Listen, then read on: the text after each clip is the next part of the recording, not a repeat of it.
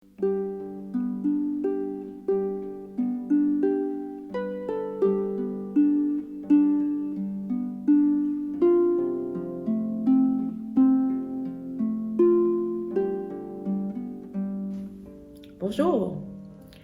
mon nom est Joanne Brouillette, je suis agente de pastorale au diocèse de Trois-Rivières et je suis heureuse de vous souhaiter la bienvenue à cette nouvelle émission de notre série Traverser le deuil.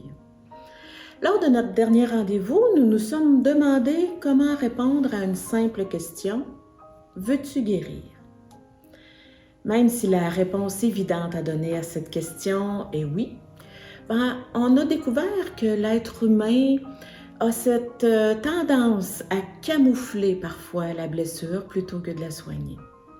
Il en va de même pour les blessures occasionnées par la perte d'un être cher ou la perte d'un autre repère dans notre vie, tel que la perte d'un emploi, un déménagement, quitter un lieu de vie auquel on était habitué. En effet, quand on a mal, notre organisme se retrouve en déséquilibre.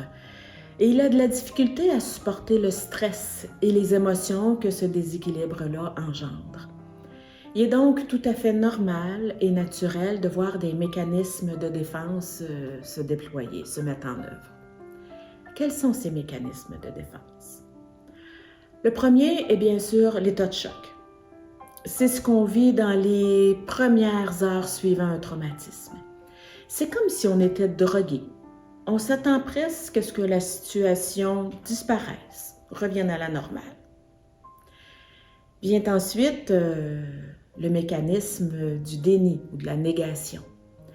Au niveau intellectuel, c'est comme si on avait oublié que la personne est décédée ou que la situation s'est passée. On continue de mettre la table pour deux, par exemple. Au niveau émotionnel, c'est comme si tout avait été vécu par une autre personne. On n'est pas en colère, on n'a pas de peine, on ne pleure pas. Ce mécanisme est en fait un allié puissant qui nous préserve de la violence d'une trop grande douleur. Un besoin de substitution peut aussi se présenter. On va tenter de remplacer la personne disparue le plus rapidement possible pour essayer d'éliminer cette souffrance-là. Cependant, le stress demeure parce que notre organisme, lui, tente d'imaginer que la situation est demeurée la même, mais sans bien sûr y réussir. Ça ne fonctionne pas. Plutôt que de substituer le manque par une personne, on peut aussi avoir le désir de fuir dans une panoplie d'activités. On a conscience qu'on tente de s'étourdir pour ne pas avoir mal. Mais la douleur nous talonne tellement qu'on arrive à se demander si on ne va pas finalement finir par craquer.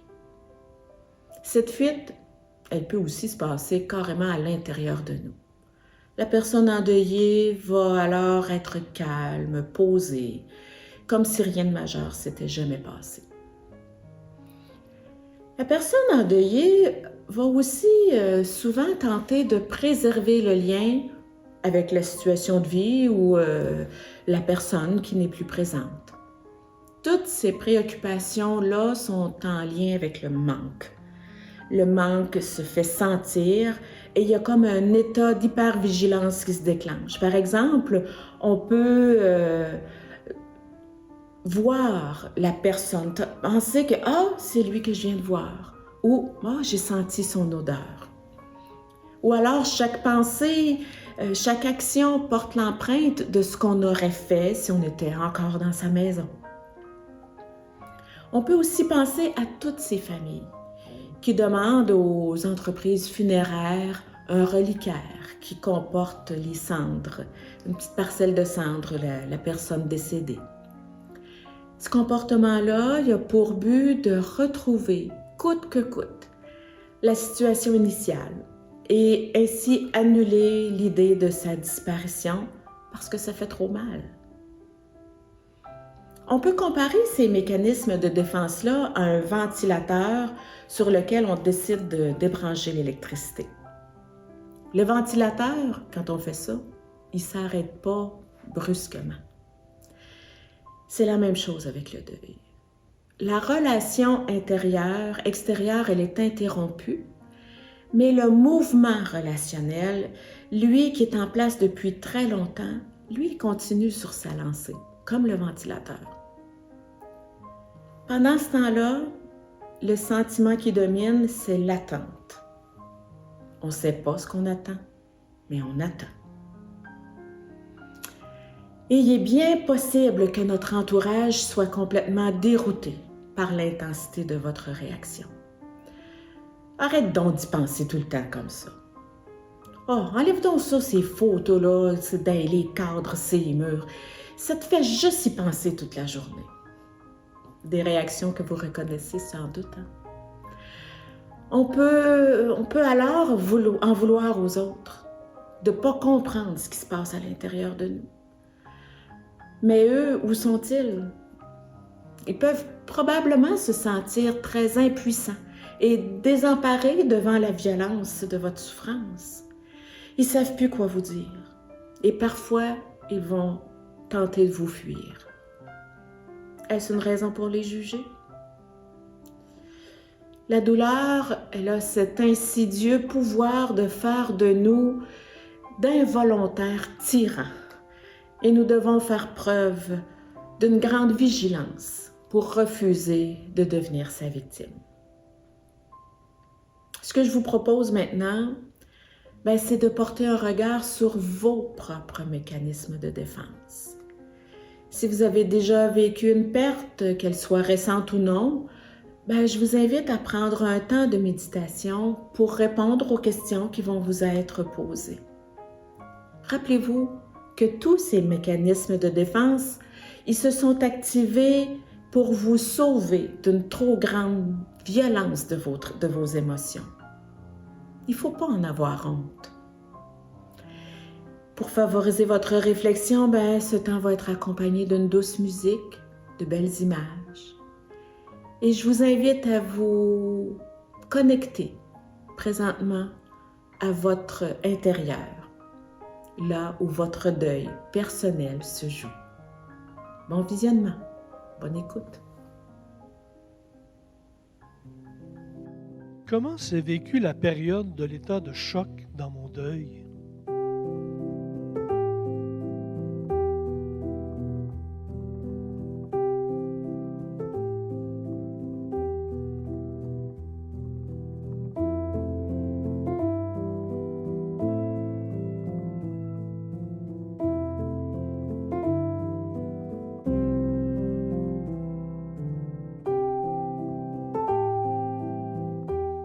J'avais l'impression de ne pas être tout à fait présent. J'étais indifférente à ce qui se vivait autour de moi. Je m'attendais presque à ce que ce ne soit qu'un mauvais rêve.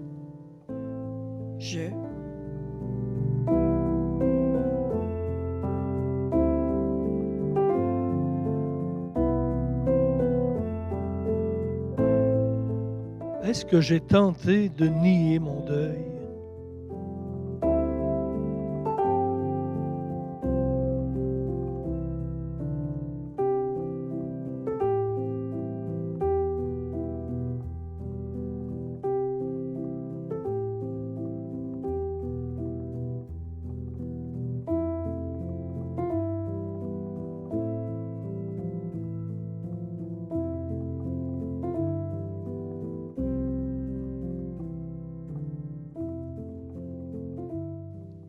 Il m'est arrivé de répéter les gestes du quotidien comme si rien n'avait changé. Je ne ressentais ni peine ni colère. J'avais l'impression qu'une autre personne habitait mon corps.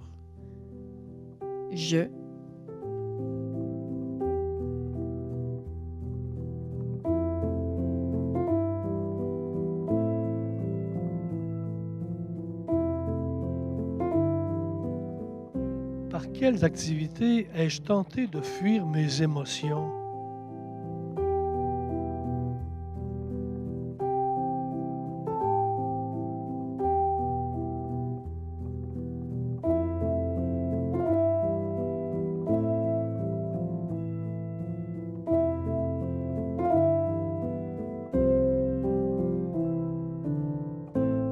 J'ai visité à répétition tous mes proches, tous mes amis. Chaque jour, je suis allée faire des courses. Ma télé ou ma radio sont toujours allumées. Je me suis jetée corps et âme dans le travail. Je ne compte plus les heures de bénévolat dans une semaine. Je fuis à l'intérieur de moi. Personne ne peut se douter que je suis en deuil.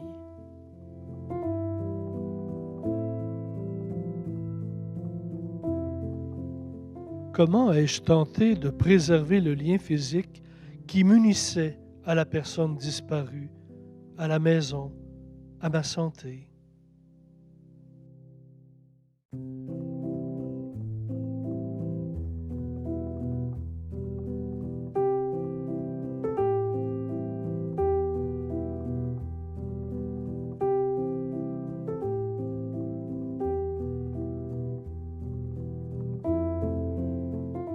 Je conserve ces cendres à la maison. J'ai tenté de reproduire la décoration de ma maison dans mon nouveau lieu de vie. J'y pense sans cesse. Pour déjouer le diagnostic, je m'entraîne plusieurs heures chaque jour et j'ai coupé tous les aliments qui ne sont pas bio.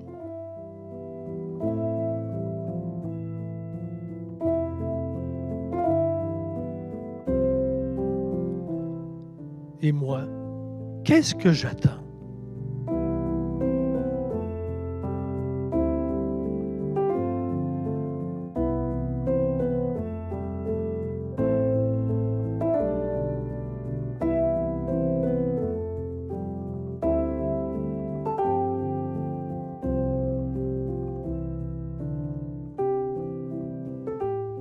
J'attends qu'il ou elle revienne. J'attends la guérison. J'attends de retourner à la maison. J'attends de récupérer mon emploi. J'attends de ne plus avoir mal. J'attends.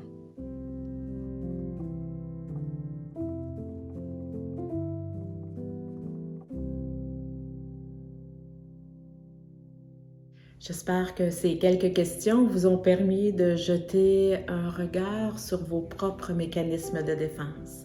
J'espère vraiment que ce travail a ouvert votre conscience davantage sur votre intérieur. Mieux se connaître permet toujours de mieux se vivre. À très bientôt.